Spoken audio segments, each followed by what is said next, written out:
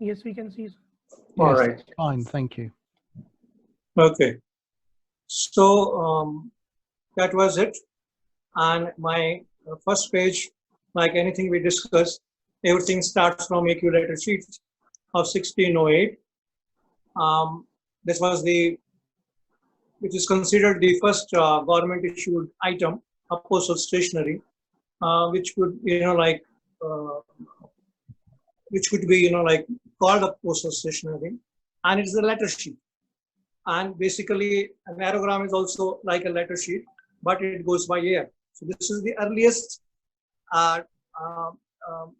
documentation we have, earliest evidence we have of a letter sheet in 1608 from Republic of Venice, which is now in Italy, and it was for collecting money. Yeah. We are not seeing what you're describing. We're simply seeing your title slide. I have moved to the next slide. You're still seeing the title? Yes, that is correct. We're only seeing the title slide. Some time lag problem, I don't know. Oh, let me go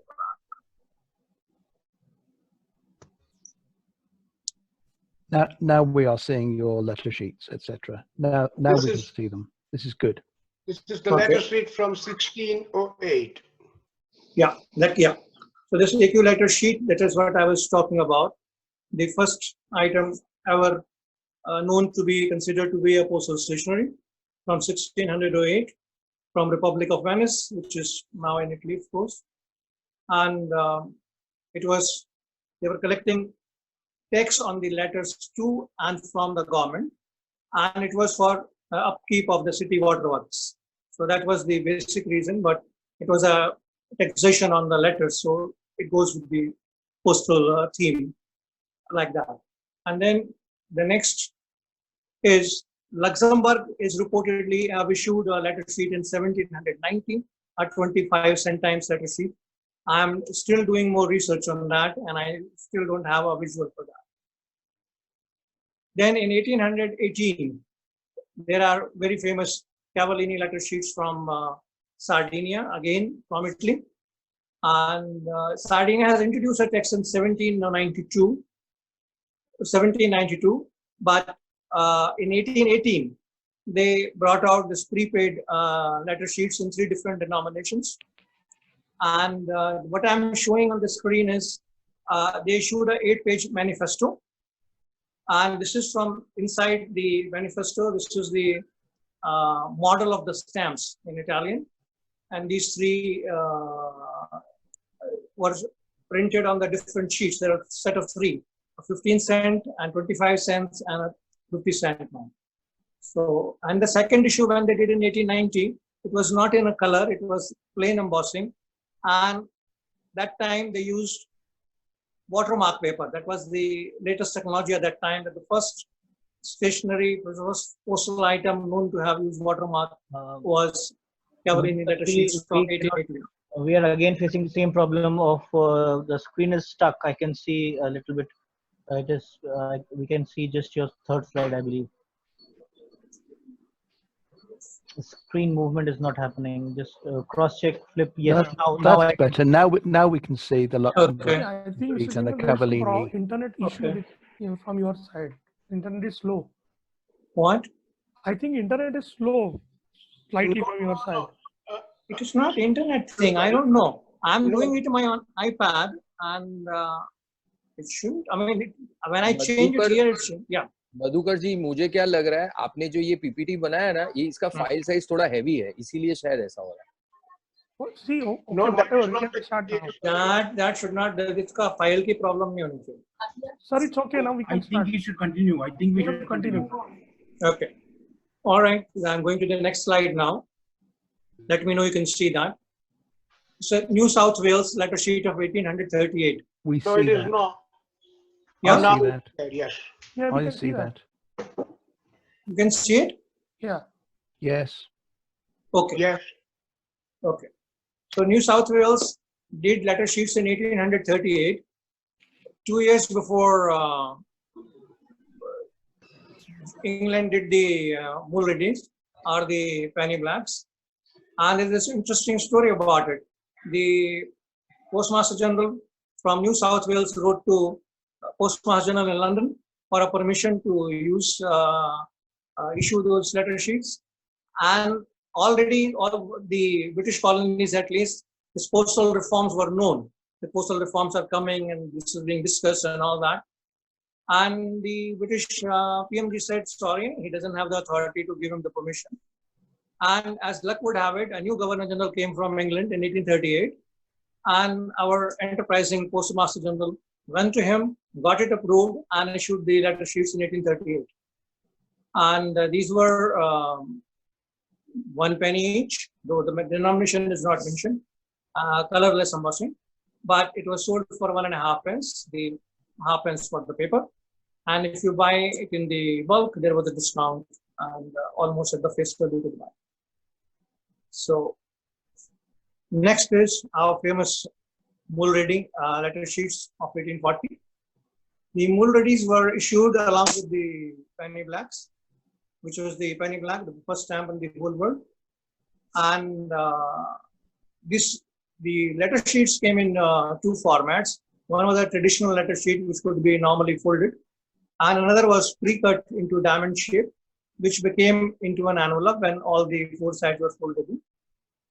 And it was 2 denominations, 1 penny and 2 penny. And advertisements are also printed on this. It was an innovation on Mulready's. This is the William Mulready's picture. Can you see it now? Yeah, William Mulready. He was a well-known artist of his time and was commissioned to illustrate the letter sheets. And he painted a romantic view of the benefits of cheap mail. The romantic view is that was his genre. That is what kind of artist he was. And very elaborate frank he made, indicating that postage has been prepaid. Unfortunately, the design was misunderstood and generated widespread ridicule. Only 6 days after the introduction on May 12th, Rowland Hill wrote in his journal, I fear we have to substitute some other stamp for the design by Mulready. The public have shown their disregard and even distrust for me.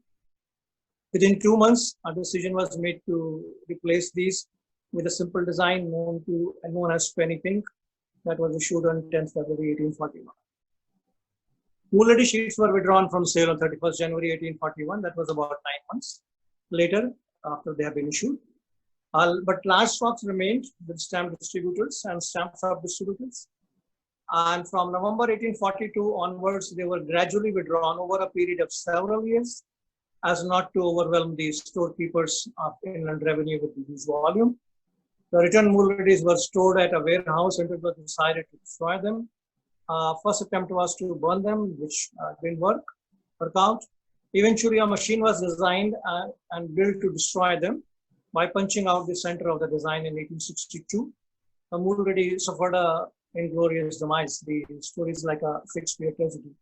And the way I look at it, it was assumed, Rowland Hill also thought, and everybody thought in the government, the more than stamps, the letter sheets will be more popular because here they are not charging extra for the paper if you buy them 12 in a row.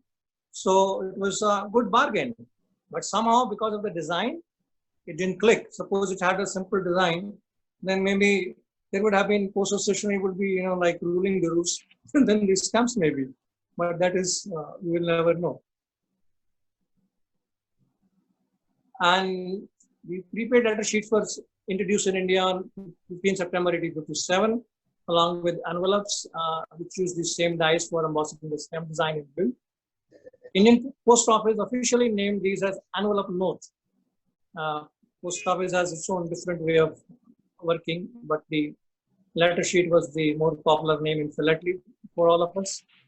There were 4 individually numbered dies. It also had a line and a palm tree design simulating a seal in blue and colorless embossing of printers and print. Letter sheet had become popular. More and more countries were issuing, and India just joined in 1857. Then came the Siege of Paris in 1870-71, the famous this thing event where letters were moved out of Paris by balloon, and a lot of mail was sent during that. And in 1870, the decree was there that mail can be, balloon mail can be, the post office is organizing that. And the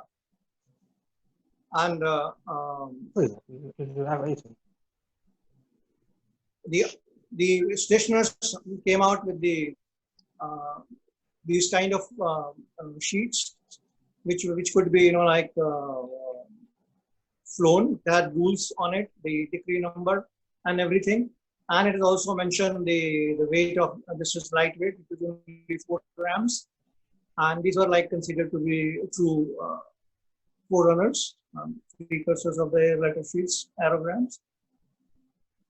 And though these are very few of these were used during that time, but it was later in many colors and basically the same design. It was sold as a souvenirs. So use is pretty rare in used as balloon mail during that time. Then came in 1918, British came with sending balloon of prisoners of war letters to Germany and from the France and other places. They made use of German prisoners by encouraging them to write home describing conditions in an English prison camp. Toward the end of 1916, German prisoners upon arriving at British camps were handed letter sheet, postcard, and postal envelope, prisoners of war service.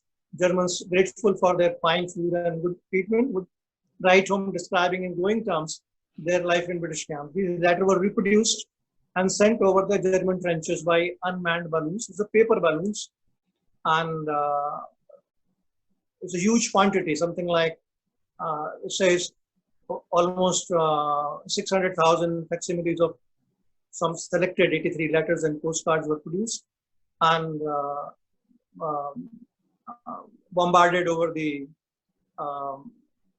German trenches by paper balloons, which are small paper balloons. So this is a continuation of how the one balloon mail to another balloon mail.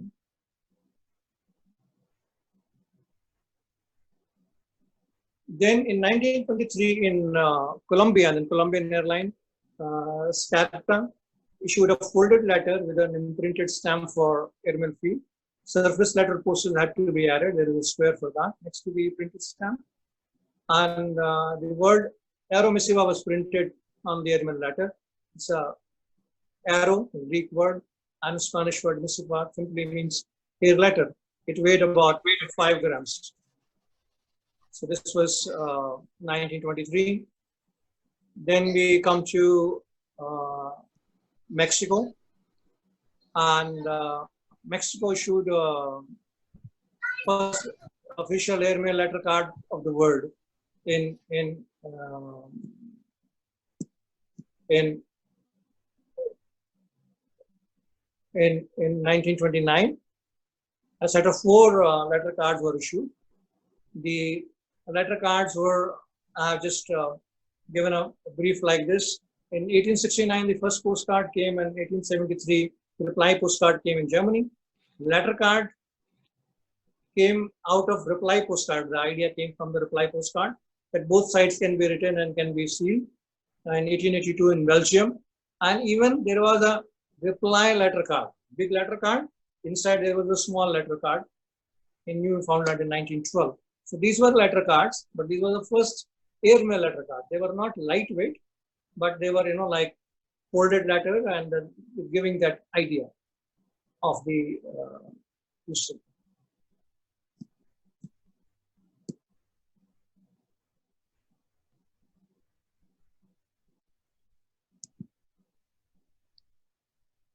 The Guatemala in 1930, their post office used a lightweight air letter sheet they issued in 1930. It was carrying the details, more like an announcement of new internal airmail services.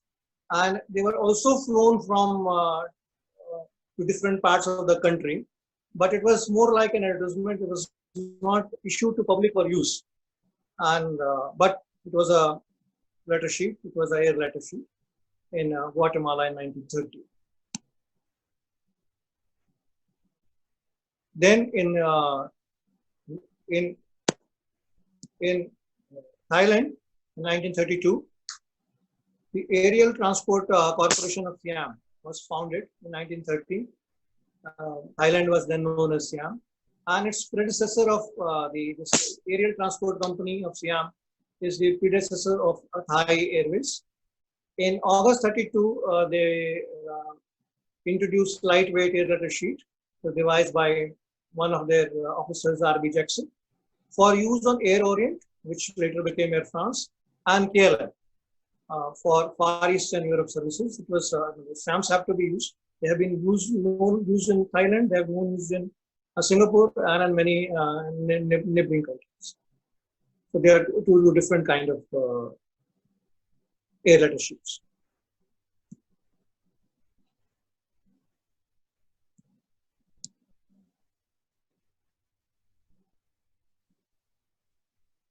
Then comes the Iraq 1933.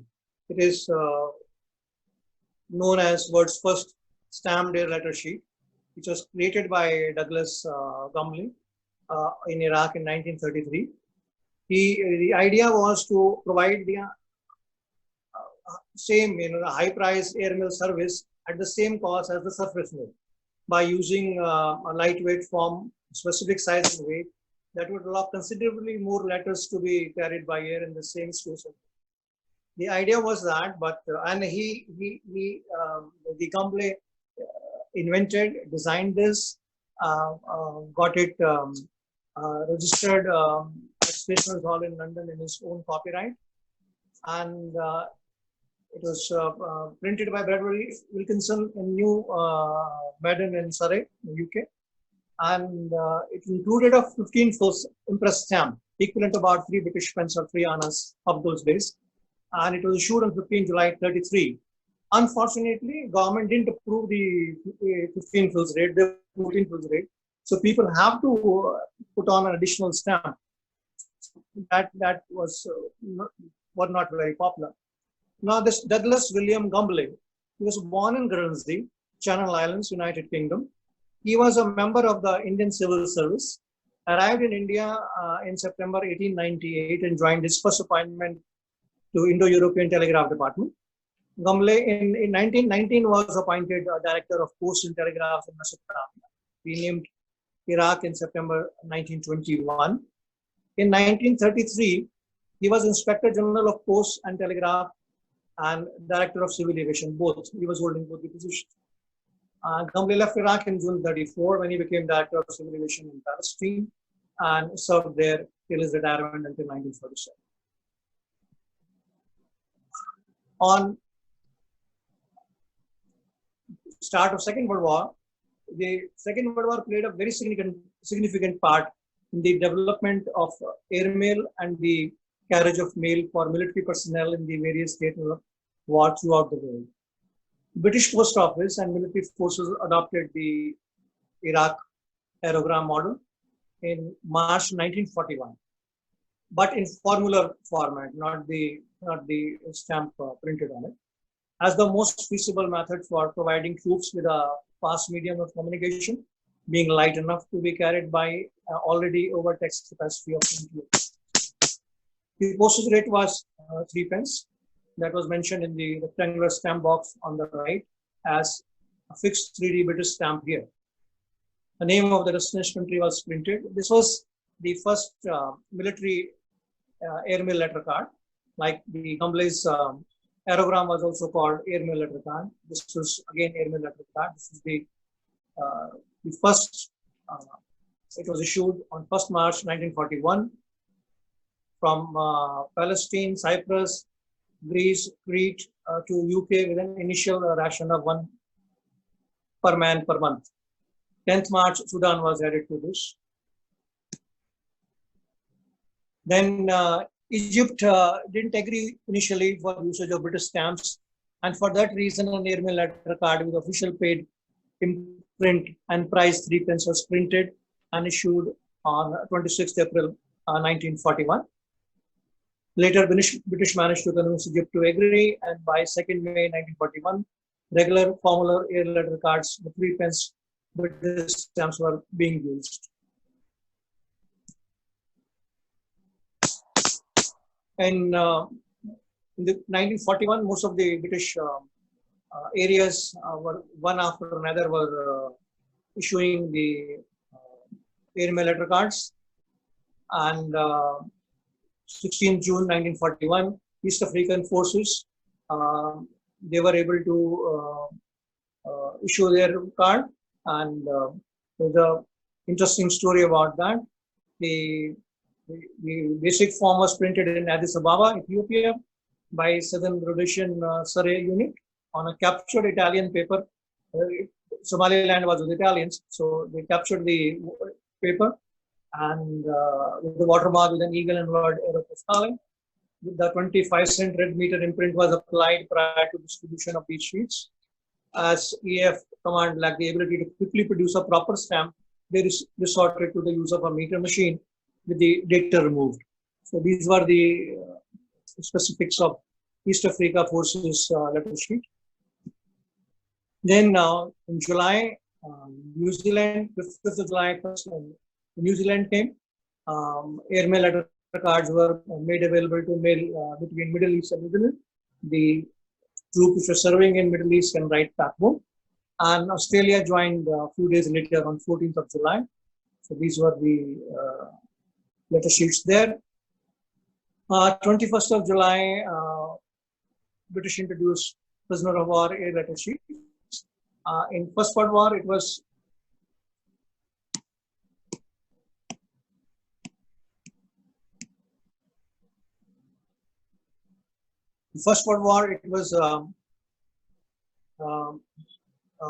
facsimile they used by balloon, but here it was properly printed airmail letter sheets with airmail label on it. And if you see, the format of airmail letter sheet hasn't changed, and the kind of back flap it has, there is a slit, the flap goes in. The whole idea is not to seal the prisoner of war letter because it need to be inspected for censor and other purposes. So that format has remained the same of this prisoner of war letter sheet. Then in the same month,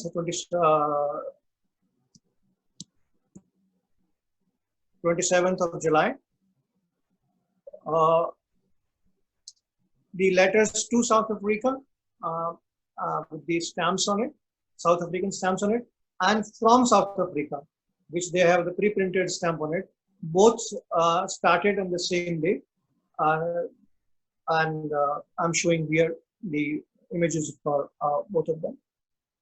And finally, in August, we have Indian letter sheets to India from Middle East people. The troops would write to India back home, the officers, Indian officers, not the soldiers though. They could write back. The rate was 3 annas, payable in Indian stamps, and this was from Egypt and Sudan on 12th of August, and by 12th October, they added troops serving in Iraq. From Iraq also, these could be used.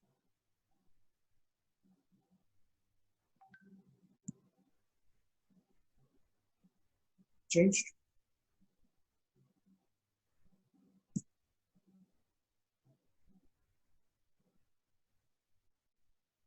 Yes, sir. Yeah. 25th October 1941, Malaya introduced 2 kinds of letter sheets. One where the Australia was printed, another where India was printed. And these were, it says in the stamp rectangle, affixed 12 cents Malayan stamps here. And these are extremely rare and difficult because by the time they introduced by end of October, and in a couple of months' time, Japanese occupied Malaya, and mostly still we see in auctions and otherwise some addressed to Australia, addressed to India are very difficult. India and Australia both are printed on it. They're like the earlier sheets, Great Britain, New Zealand, South Africa, all these are printed. So this is the only sheet known where India is printed. Of course, these are difficult. Then in 1942,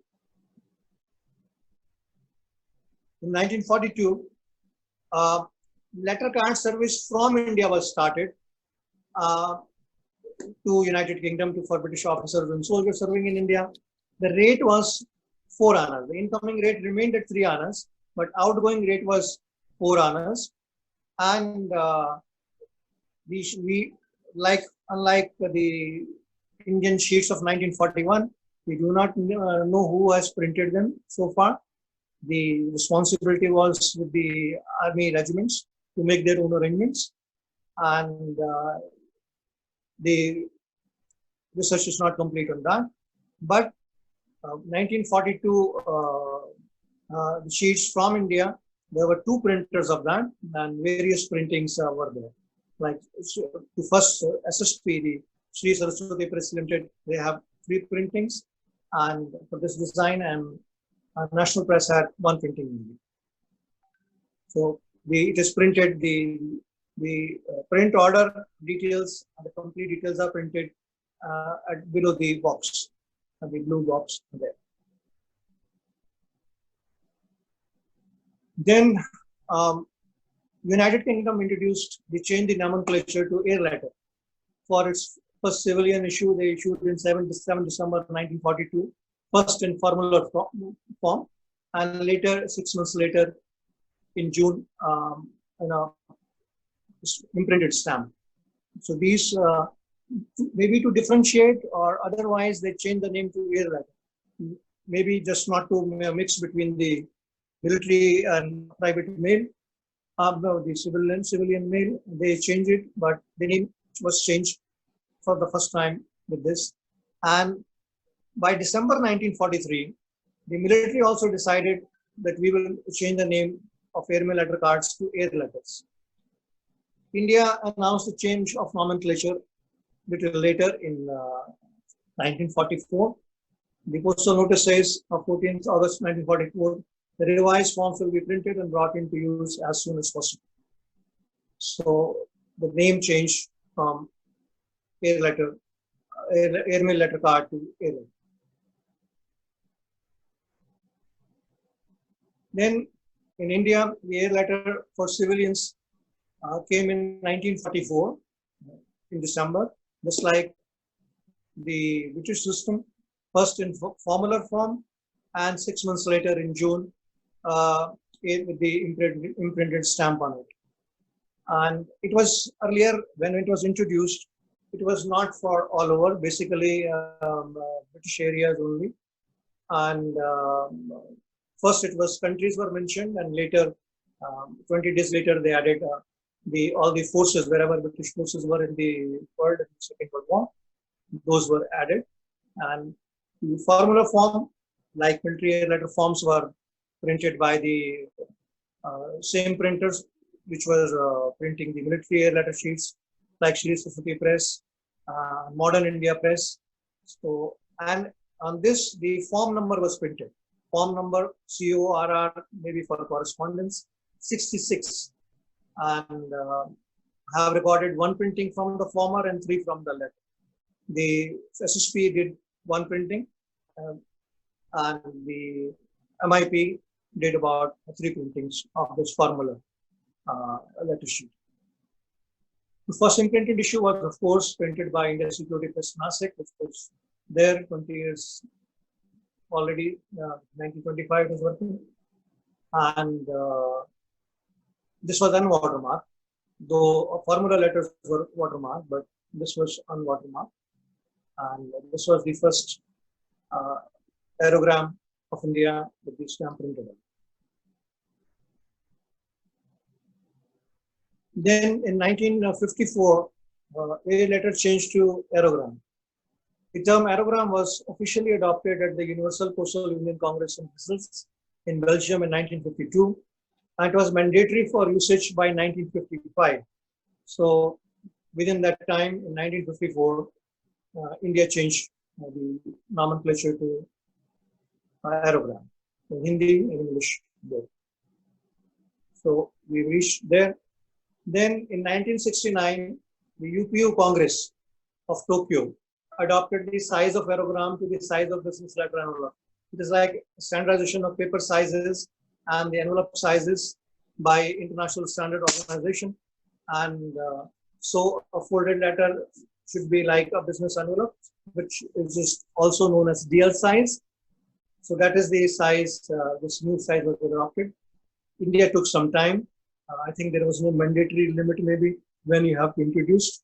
So we did it in 1975. 1975, first these things came, this new format came without the folding instructions, and soon within a couple of months, they came with the proper folding instructions. First fold year, second fold year. And this is the aerogram from 2010. This is the last aerogram India has issued. Technologies today provide electronic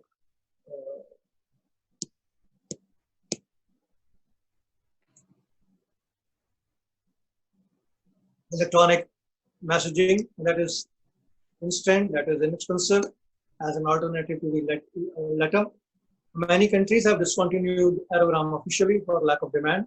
However, India, they have not said no, but we have another category, that is